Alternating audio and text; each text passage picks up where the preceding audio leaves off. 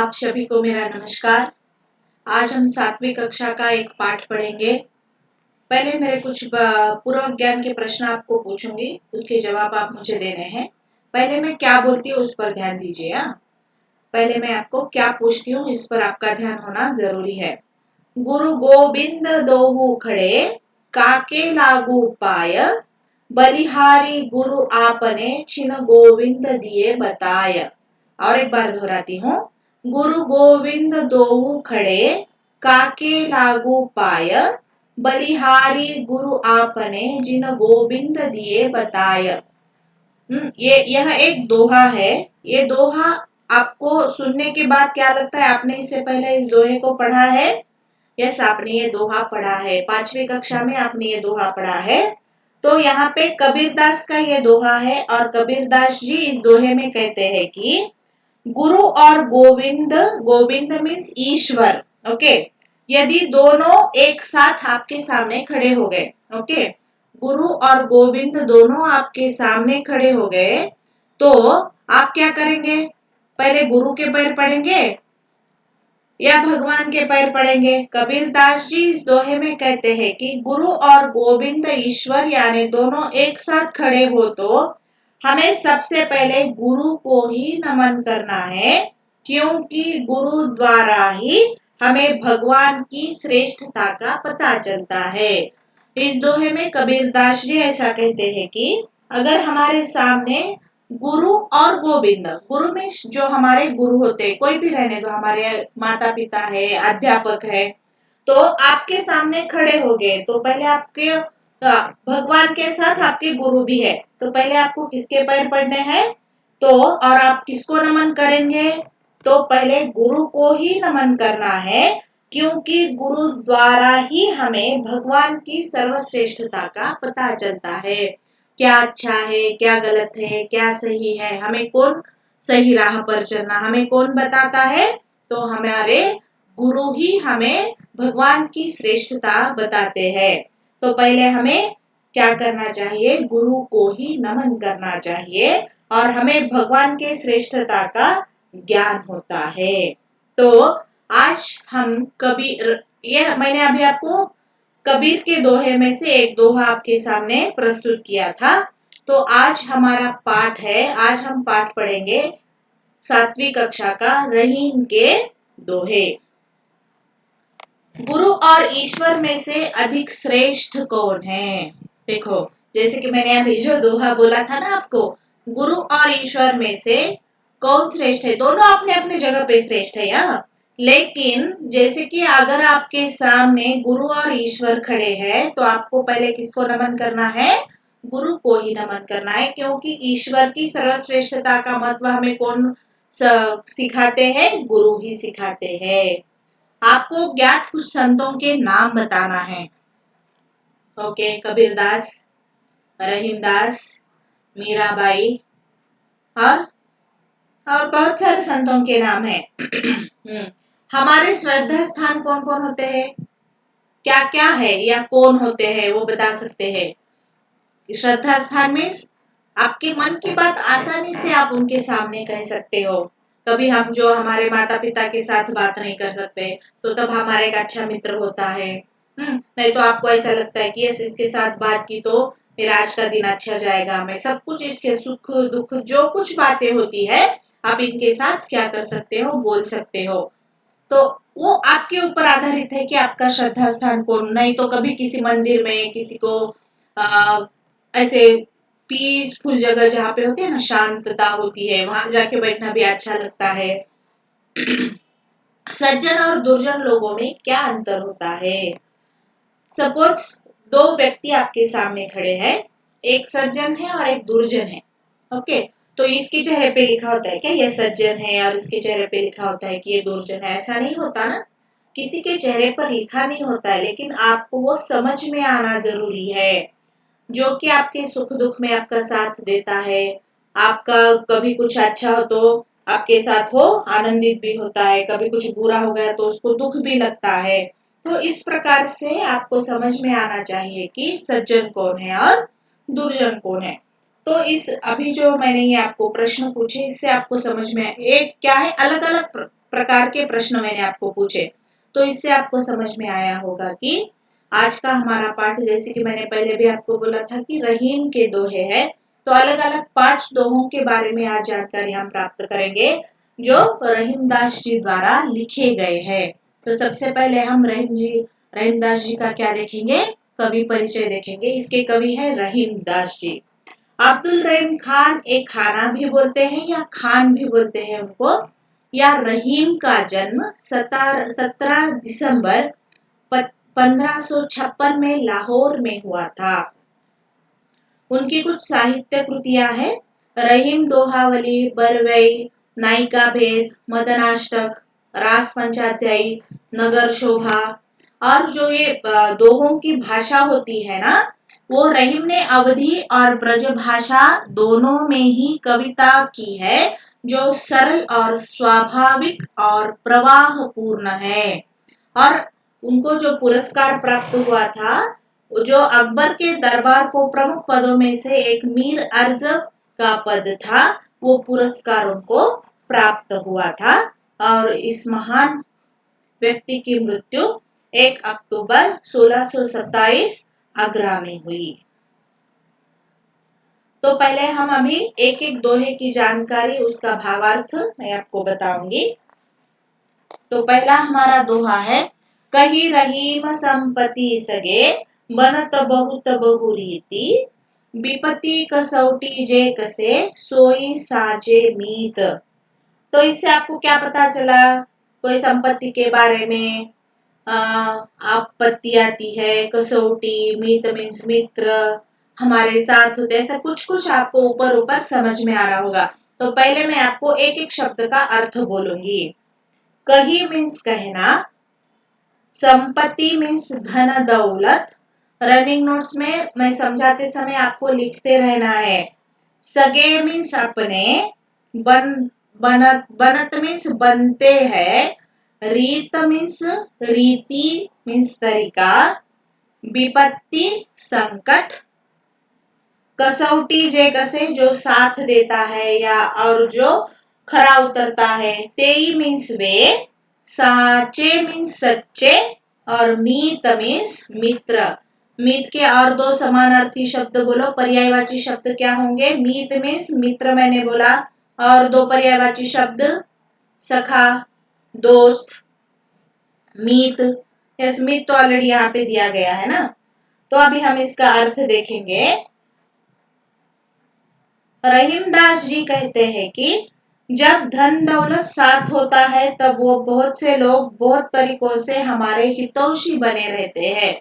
जब हमारे पास सब कुछ है, बंगला है, गाड़ी है, कार है, सब कुछ है, पैसे बहुत है, तो हमारे जो हितैषी मीन्स अपने होते हैं, पराये लोग भी हमारे हो जाते। तू बहुत अच्छा है, आप ऐसे है, आप वैसे है, बोलते रहते हैं। कब बोलते रहते वैसा, जब हमारे पास सब कुछ होता है, संपत्ति होती है। परंतु लेकिन सच्चा मित्र कौन होता है कि, लेकिन सच्चा मित्र वही है जो विपत्ति की कसौटी पर खरा उतरता है। विपत्ति का मतलब मैंने क्या बोला, जब कभी आपके ऊपर संकट आता है, तो संकट समय में भी आपके साथ होता है, अर्थात दुख दरिद्रता में भी आपका साथ देता है और आपका साथ निभाता भी है। नहीं, अभी उसके पास पैसे नहीं है, पैसे थे तब तक मैं उसके साथ रहूंगा, ऐसा सच्चा मित्र नहीं होता। सच्चा मित्र वही होता है जो आपके साथ आपके संकट समय में भी साथ देता है और आपके साथ रहता है। तो इस दोहे में रहीम जी कहते हैं कि जो सच्चा मित्र की व्याख्या बताई गई है यहाँ पे, तो मुसीबत में और मुसीबत से आपको जो बचाता है वही सच्चा मित्र होता है। जाल परे जल जात बही, तजी मिनन को मोह, रही मन मछरी नीर को, तउन छांडती छोह। अभी दूसरा दोहा हम देखेंगे। परे मीन्स पढ़ने पर, जल मीन्स पानी, जात मीन्स जाता है, बही मीन्स वह, तजी मीन्स छोड़कर, मीनन मछलिया, मोह मीन्स लगा, उसके प्रति जो लगाव होता है वो छोड़ देती है। मछरी मीन्स मछली, यहाँ पर ही एक ही दोहे में दो दो मछली के लिए क्या है शब्द है, देखो। मीनन मीन्स मछलिया और मछली मीन्स आल्सो मछली। नीर मीन्स पानी, तऊ तब भी, छांडती मीन्स छोड़ती एंड छोह मीन्स प्रेम। अभी इसका अर्थ मैं आपको बताऊंगी कि रहीमदास जी कहते हैं कि जाल में मछली को फंसते ही पानी उसका मुंह छोड़ देती है। देखो, जब वो मछुआरा आता है, वो जाल समुद्र में फेंकता है, तो क्या होता है, मछली उसमें अटक जाती है, किसमें, जाल में, और तभी इमीडिएटली वहां से पानी नीचे खिसक जाता है वो जाल में से। तो रहीमदास जी इस दोहे में कहते हैं कि जाल में मछली के फंसते ही पानी उसका मुंह छोड़ देता है। नहीं, अभी तक मेरे साथ मछली रहती थी, मैं भी उसके साथ जाऊंगा, ऐसा होता है क्या? नहीं होता है। तो जाल में जब मछली पकड़ी जाती है तब पानी उसका मुंह छोड़ देता है, मीन्स वहां नेट से वो नीचे आता है ना, जाल से पानी उसके साथ नहीं जाता है। तो यहाँ रहीमदास जी कहते हैं कि पानी मछली का मुंह छोड़ देता है, लेकिन फिर भी पानी के प्रति अपने प्रेम को मछली त्याग नहीं पाती है। लेकिन मछली कैसी है? मछली जल की रानी है, जीवन उसका पानी है। हम बार बार यही कविता पढ़ते आ रहे हैं, और उसका जीवन ही भी वैसा ही होता है ना मछली का, कि मछली पानी के बिना नहीं रह सकती।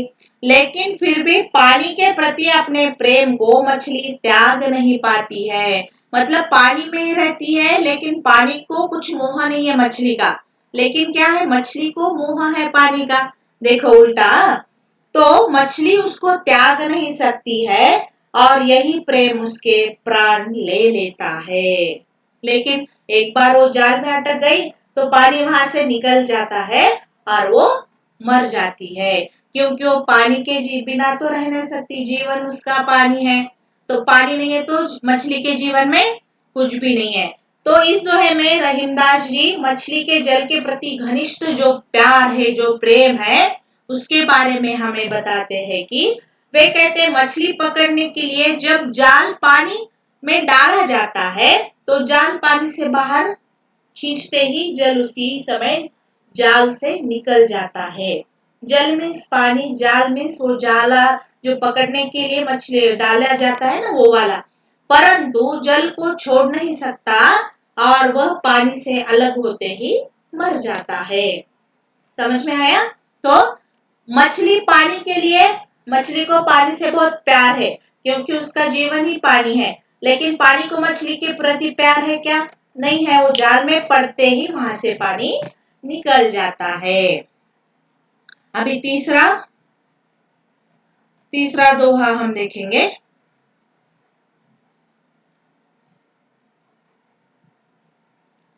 तरुवर फल नहीं खात है, सरवर पियहि न पान, कही रहीम पर काज हित, संपत्ति सचहि सुजान।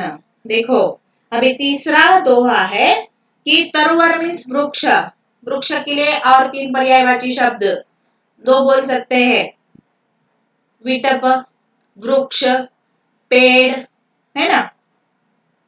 तो नहीं नहीं, खात मीन्स खाते, सरोवर मीन्स सरोवर, समुद्र, पिय ही पीते हैं, पान मीन्स पानी, परकाज मीन्स दूसरों के काम, हित हित मीन्स के लिए, संपत्ति धन दौलत, सचही मीन्स एकत्र करते हैं, एंड सुजान मीन्स सज्जन और ज्ञानी। अभी देखो इसका अर्थ, यहाँ पे चित्र भी दिया गया है।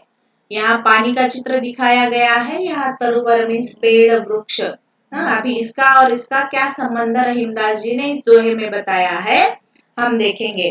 रहीम कहते हैं कि वृक्ष कभी अपने फल नहीं खाता है। देखो कितनी बढ़िया बात की है यहाँ पे।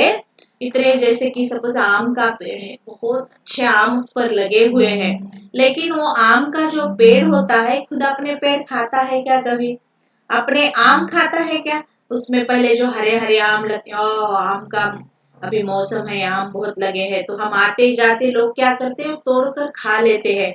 लेकिन कभी उस पेड़ ने वो खुद के आम खाए, ऐसा आपने देखा है क्या? नहीं है। तो कौन सा भी फल रहने दो, मैंने एक आम का आपको उदाहरण दिया है, कौन सा भी पेड़ अपने फल नहीं खाता है। तो रहीम कहते हैं कि वृक्ष कभी अपने फल नहीं खाते और न सरोवर अर्थात तालाब अपने द्वारा संचित जल को पीते हैं। देखो, ये पेड़ है और ये समुद्र सरोवर है। जैसे कि यहाँ पे पेड़ अपने फल कभी अपने आप नहीं खाता है, खुद नहीं खाता है, वैसे ही यहाँ बहुत बड़ा अथांग समुद्र है, मीन्स बहुत बड़ा समुद्र है, लेकिन वो खुद अपना पानी पीता है क्या? नहीं पीता है। तो इसी तरह सज्जन और विद्वान लोग धन का संग्रह अपने लिए नहीं वरना दूसरों के लिए, दूसरों के भलाई के लिए करते हैं। तो जैसे कि यहाँ पेड़ अपने फल नहीं खाता, समुद्र अपना पानी नहीं पीता, वैसे ही जो सज्जन और विद्वान, सज्जन मीन्स जो दूसरों के काम आते हैं, विद्वान मीन्स बहुत होशियार होते हैं। ओके, वो लोग क्या करते हैं, हमारे पास धन का संचय नहीं करते हैं वो, और अपने लिए नहीं करते हैं, तो वो दूसरों पर इस्तेमाल करते हैं। मतलब वो बहुत कुछ कमाते हैं, लेकिन वो धन दूसरों के ऊपर लुटा देते हैं, मतलब अच्छे काम के लिए।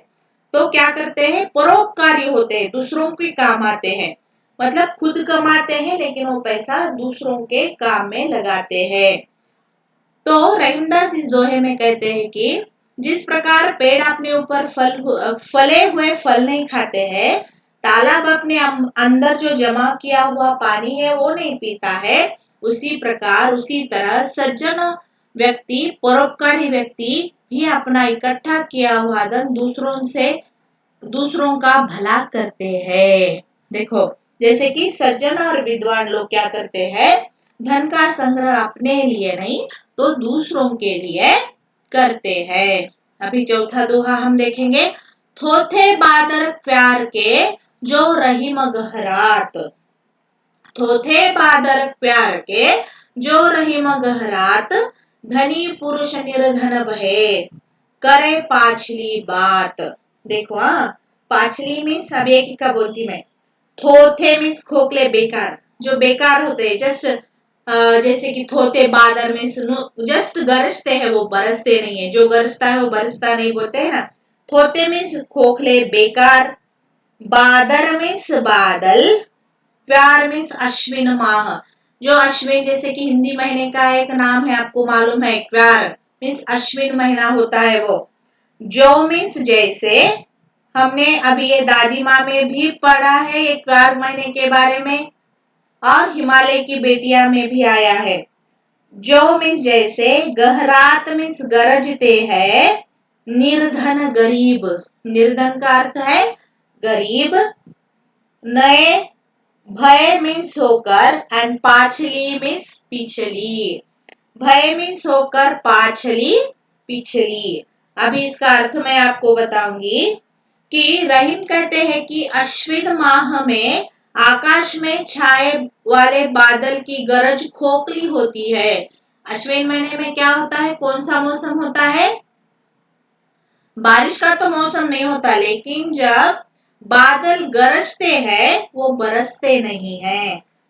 इसमें क्या कहते हैं रहीमदास जी की, अश्विन माह में आकाश में छाने वाले बादलों की गरज खोखली होती है, हाँ, बेकार होती है, क्योंकि वे बरसते नहीं है, बस आवाज करते रहते। बादल क्या करते हैं, आवाज करते हैं, लेकिन बरसते नहीं है। उसी प्रकार पूर्व में धनी रहे लेकिन अब निर्धन है। उसी प्रकार जो पहले बहुत सारा वो लोगों के पास पैसा था, लेकिन अभी के धनी पुरुष निर्धन अब है। जो लोगों के पास बहुत पैसा था, लेकिन अभी वो निर्धन, मतलब अभी उनके पास कुछ भी नहीं है, पैसा नहीं है। तो निर्धन हो चुके लोगों द्वारा बीते हुए सुख के दिनों की बातें करना भी बेकार होता है, क्योंकि आज के समय में उनकी कोई उपयोगिता नहीं होती। मतलब बीती हुई बातों की क्या बातें करते हुए बैठना, बोलते हैं ना। जो धनी पुरुष था वो अभी निर्धन हो गया है, तो उसके साथ जो बीत गई बातें हैं, वो कुछ कारण की वजह से अभी उसके पास पैसा नहीं रहा है, अभी गरीबी आ गई, उसकी निर्धनता आ गई है। तो उसके साथ, नहीं मैं गाड़ी में घूमता था, मैं यूं करता था, मैं क्यों करता था, ऐसी बातें करना बेकार है ना। तो धनी पुरुष निर्धन भय, उनके साथ अभी बीती हुई बातें करना अच्छी बात नहीं है, क्योंकि उसका कुछ उपयोगी नहीं, जस्ट वो टाइम पास होगा। कि अरे अरे मेरे पास ये था, मैं यूं करता था, मैं यूं करता था। जरूरी नहीं है जिसके पास अभी पैसा नहीं है तो उसके पास जब मेरे पास पैसा था, जब उसके पास पैसा था, वो बातें करना बेकार है, उपयोगी नहीं है। तो रहीम जी कहते हैं कि जिस प्रकार 4 महीने में मतलब बारिश और शीत ऋतु के बीच जो होता है, आकाश में घने बादल दिखते हैं पर बिना बारिश के ही बस खाली गड़गड़ाहट वो करते रहते हैं, आवाज करते हैं। उस प्रकार जब कोई अमीर व्यक्ति कंगाल हो जाता है, देखो वहां निर्धन को और एक शब्द मिल गया है यहाँ पे समानार्थी। निर्धन मीन्स गरीब और कंगाल। वो क्या हो जाता है, कंगाल हो जाता है या गरीब हो जाता है, तो उसके मुख में बस घमंड घमंड की बड़ी बड़ी बातें ही सुनिए देती है जिसका कोई मूल्य नहीं होता है। लेकिन अभी घमंड करके क्या फायदा, अभी तो उसके पास कुछ भी नहीं होता है। तो उसके साथ जो बीती हुई बातें हैं वो करते हुए बैठना अच्छी बात नहीं है, ऐसा रहीमदास जी कहते हैं। तो अभी हम 5वां दोहा देखेंगे। धरती की सी रीत है शीत घाम आओ मेह, जैसे परे सो सही रहे त्यों रही मैं यह देह। लास्ट वाला दोहा हम देखेंगे कि रीत मीन्स ढंग, तरीका, नियम, कायदे, कानून। शीत मीन्स शीत, ठंडा। घाम मीन्स धूप, ओके। ओ मीन्स और। मेह बादल, सही सहना, त्यों वैसे, देह मीन्स शरीर। तो रहीमदास जी इस दोहे में कहते हैं कि धरती का एक क्या है, नियम है। क्या नियम है, अभी यहाँ पे अलग अलग प्रकार के आपको चित्र दिखेंगे। धरती, रहीमदास जी कहते हैं कि धरती का नियम है कि यह सर्दी, गर्मी, बरसात हर प्रकार के मौसम को समान भाव से झेल लेती है। हमारे भारत देश में कितने ऋतु है, कहने को तो 6 है, लेकिन जो मेन है सर्दी, बरसात और गर्मी, ये 3 मौसम है। तो हमारी धरती क्या लेती, समान देती है, मतलब हर एक के लिए 4-4 महीने का समय दिया गया है। तो और वो सह लेती, जितनी बारिश होने दो, गर्मी पड़ने दो या ठंडा मौसम रहने दो, वो धरती क्या करती है, सह लेती है। जैसे कि हमारे शरीर में भी वैसे ही क्षमता होनी चाहिए कि हम जीवन में हर परिवर्तन को सहज रूप से स्वीकार करें। जैसे कि पहले लाइन में बताया गया है कि हमारी जो धरती माता है वो क्या करती है, हर एक ऋतु में क्या करती है, ज्यादा कम ज्यादा होते रहते हैं ना। कभी बहुत ज्यादा बारिश होती है तो कभी कम होती है, गर्मी बहुत ज्यादा पड़ती है तो कभी गर्मी का मौसम ही ये नहीं होता, कभी बहुत ठंड होती है, बर्फ हो जाता है, तो कभी ठंड महसूस ही नहीं होती है। लेकिन जो कुछ भी परिवर्तन होता है चुपचाप से सहन कर लेती है।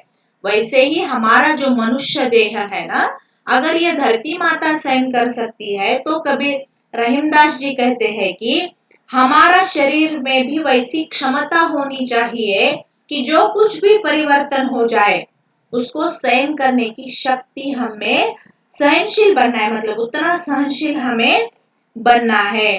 और क्षमता होनी चाहिए कि जीवन में कुछ भी कम ज्यादा सुख दुख कुछ भी आने दो, सुख आया तो बहुत ऐसा क्या ईगो घमंड नहीं करना है, और कुछ दुख आया तो रोते हुए भी नहीं बैठना नहीं है। जीवन में हर परिवर्तन को सहज रूप से स्वीकार करना है, ऐसा यहाँ रहीमदास जी कहते हैं। तो इस प्रकार हमने इस अलग अलग 5 प्रकार के दोहे हमने देखे हैं। पहले दोहे में मित्र के बारे में, मित्र कैसा होना चाहिए वह बताया गया है। हाँ, दूसरे दोहे में क्या बताया गया है, मछली और पानी का कैसा साथ होता है वो बताया गया है। तीसरे दोहे में विद्वान विद्वान और सज्जन लोग दूसरों के लिए क्या काम करते हैं। चौथे दोहे में क्या है, थोथे बादल जो गरजते हैं वो बरसते नहीं है, इसके बारे में वर्णन किया है। और 5वें दोहे में धरती माँ की जो सहन शक्ति है वैसे ही हमारे मनुष्य जीवन में भी होनी चाहिए कि जो हर प्रकार के परिवर्तन को सहन कर सके। इस प्रकार से यहाँ पे एक जियो दिया गया है, इसको भी आपको अच्छी तरह से पढ़ना है। और आपका यहाँ पे कुछ व्याकरण के बारे में हम देखेंगे। अब ये दोहे हैं ना, तो इस दोहे में बहुत अलग अलग प्रकार के, मतलब वो शब्द आपको हिंदी में लगते हैं लेकिन वो हिंदी नहीं होते, हिंदी के नजदीक आते हुए वो शब्द होते हैं। जैसे कि विपत्ति, दिए गए शब्दों के प्रचलित हिंदी रूप आपको लिखना है। विपत्ति मीन्स विपत्ति, संकट, जैसे कि मैंने ऐसा लिखना है इसके सामने। मछरी, मछली। बादल, बादल मीन्स बादल। शीत मीन्स ठंडा मौसम, शीतल। ओके, इस प्रकार से जो ऐसे बहुत सारे शब्द इस पाठ में आए हैं, तो आपको ढूंढ कर एक इसके साथ आपको गतिविधि करना है। जो प्रचलित हिंदी रूप है उसके नाम इसके सामने आपको लिखना है। जैसे कि मैंने आपको बोला विपत्ति, विपत्ति लिख सकते हैं इसके सामने आप। मछली, मछली। बादल, बादल। शीत, शीत लिखो, नहीं तो ठंडा भी लिख सकते हैं। तो आज का आपका गृह कार्य होगा, हमें वृक्ष और सरोवर से क्या शिक्षा ग्रहण करनी चाहिए, विस्तार पूर्वक लिखिए। जैसे कि हमने देखा कि दूसरे दोहे में देखा है हमने कि जो तरुवर मीन्स पेड़ वृक्ष होते हैं वो अपने फल नहीं खाते, और समुद्र भी अपना खुद पानी नहीं पीता है। तो इन दोनों से हमें क्या शिक्षा मिलती है, आपने क्या सीखा, उसको आप ना विस्तार पूर्वक आपकी कक्षा पुस्तिका में लिखेंगे। तो इसी प्रकार यहाँ पे हमारे दोहे समाप्त होते हैं। धन्यवाद।